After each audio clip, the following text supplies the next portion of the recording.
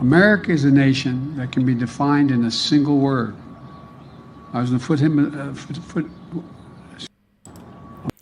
And that's the president of the United States, guys. He's mumbling his words. He doesn't know what he is saying. Welcome to Crypto Bros, where we do technical analysis on Bitcoin and altcoins here and Hex.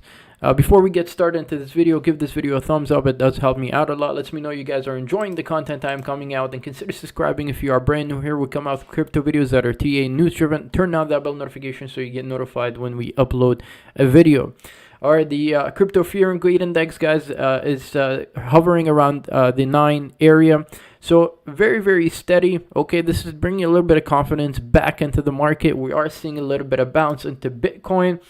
So we are feeling like this is a bounce. We are feeling there is some hope in the market that we can maybe try to get some capital or wealth coming back into the market. But it's not over, guys. We look at the bigger picture. We make sure that we are hitting our key target areas. We backtest to make sure that we are here and we are ready for whatever the outcome is.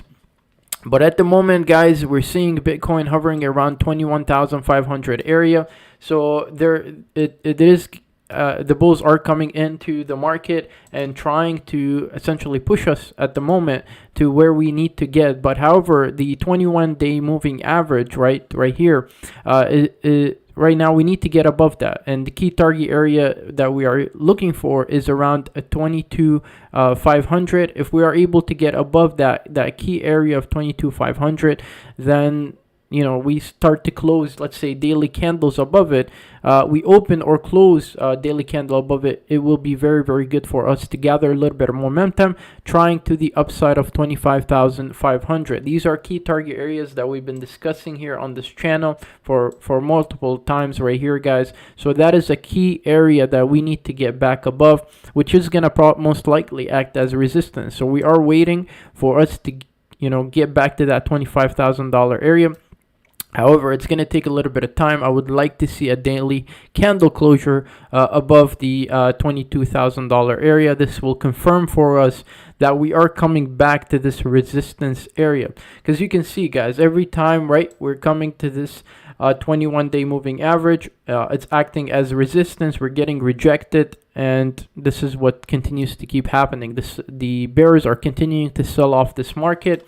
And again, we're gonna have to wait. We're gonna probably by Wednesday or Thursday. We're gonna see something happen by tomorrow or Thursday. If this will act as a rejection point for us, and then that will indicate to us whether this sell-off is ending.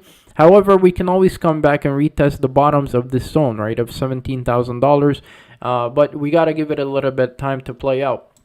Now we are seeing Hex essentially get a little bit of a bounce, which is very, very good. We've been waiting for this bounce, and I've been playing this out, right? I bought the bottom of this, and I'm currently selling my trade. I've taken some profits, about 25% profit off my position here. And I'm going to continue to ride this out. The next resistance that, again, we've been discussing here is the 4.5 cent area. So what I would like to see Hex do is get above that 4.5 cent area. At the moment, it's currently acting as resistance, as you guys can see here.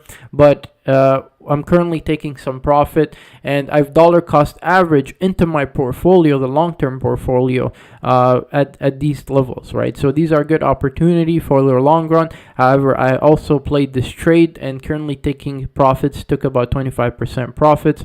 And if it continues to go up, I will continue to take profits from there. Again, that's just a trading strategy that we've been discussing here at Crypto Bros. All right, let's kind of move on, talk about some other stuff in regards to Solana, what's been happening with that. Again, there's a lot going on in the market, guys, but I just want to, keep you level-headed, okay? Because, at the moment, right, we're seeing a lot of hype, because of this bounce. I just want you to understand you got to stay level-headed and not use leverage.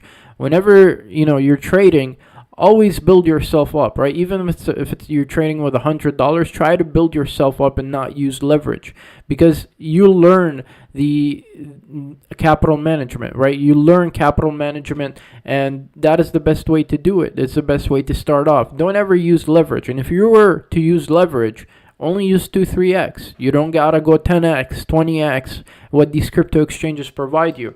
So over leverage will always be a part of the game.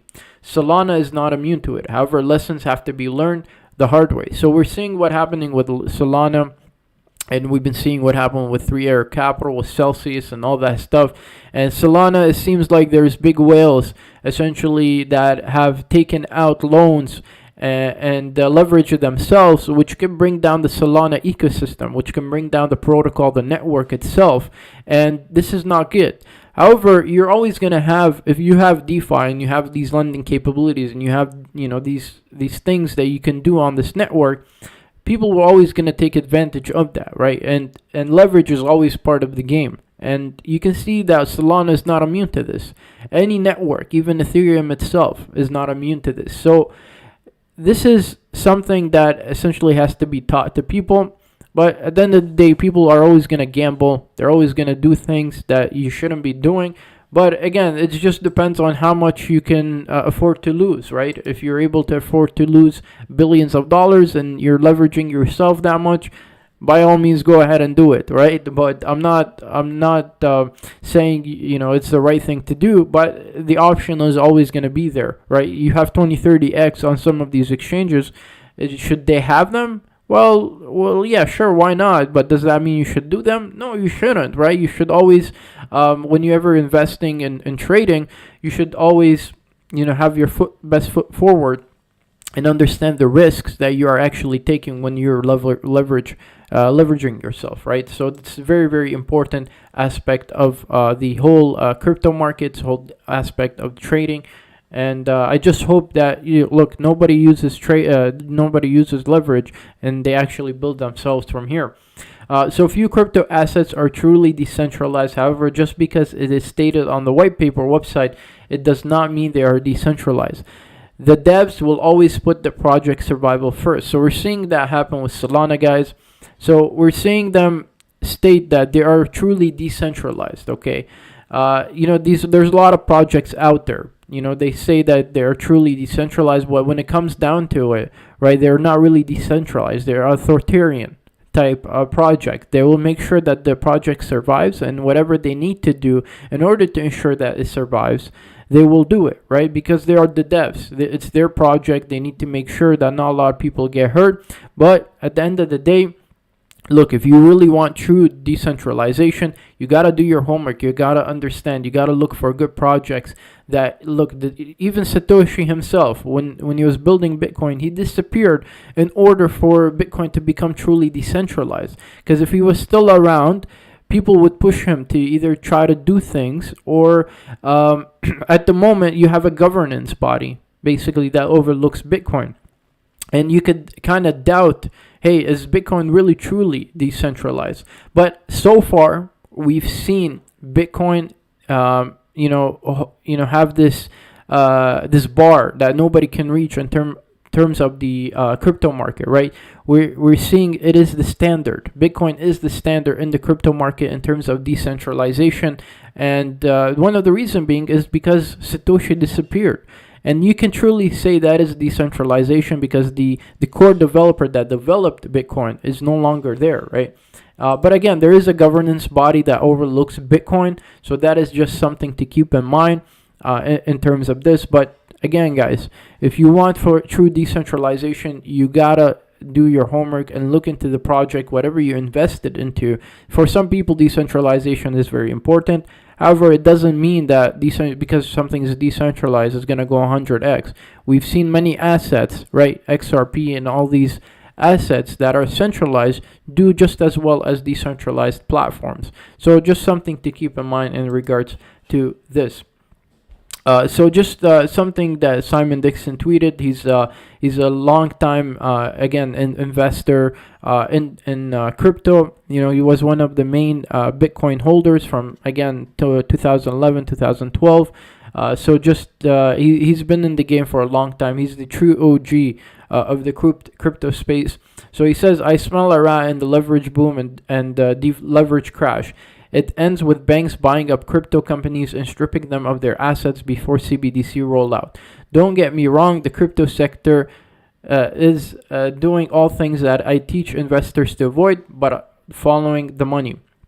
So he's saying that he's basically following the money, he's following the trail of destruction that leads to these either centralized entities or decentralized entities. And he's saying that in the long run, you're going to see banks or companies acquire these crypto assets, these crypto companies, to essentially turn them into a centralized entity. And Bitcoin and crypto assets was invented for this reason, right? To get away from these central entities, to get away from the middleman at the end of the day. But again, sometimes destruction comes within, and I've talked about this in the crypto channel. That look, it's not an outsider force that can basically destroy the crypto market. The inside force is what could destroy the crypto markets, guys. So an entity from inside is what's gonna destroy the crypto market. It's not the regulations. It's not, these other things and laws and stuff that's being created outside of the crypto realm. It's actually what's coming from the inside, right? We're building all these cool products, DeFi, all this cool stuff, but we don't think long term of what the outcome can be. We don't think of all the cases or all the scenarios that could basically play out. But at the end of the day, it is what it is, guys, and just want you to be aware of that, right? You follow the money. We're here to increase our capital, build generational wealth. We're not here to marry one crypto coin, right? Yes, Hex and Bitcoin and all these things are cool, but at the end of the day, we got to make profits to sustain ourselves, right? It could be Bitcoin, the standard, right? That's fine. Let's go with Bitcoin. Could be Hex as the standard. That's fine. Let's go with Hex. But at the end of the day, we got to be increasing our wealth. And if we're not doing that, we're just marrying a coin and we're seeing it drop 80-90%. Is that really building your wealth, guys? It's not. So just to keep that in mind. But something I want to keep in note, because we've entered the bear market. A lot of people are are nasty about the whole situation with NFT and things like that. I don't know if this is a joke or they're actually taking it for real, but let's just go ahead and listen to this real quick.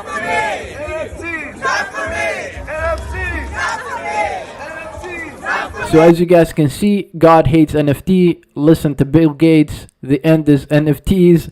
I saw a sign saying Vitalik is the devil. So yeah, I mean, again, these people are all down 80%. I don't know, that's a joke, but maybe they do have a point in terms of what they're protesting. But at the end of the day, these memes are too funny in the crypto space, and I mean, you gotta love the memes. That's what we're here for. At the end of the day, is the memes for crypto market. But I hope you guys enjoyed this live stream. And let's see where Bitcoin heads from here, right? We want to see, again, Bitcoin close above that moving average, get us above 22,500.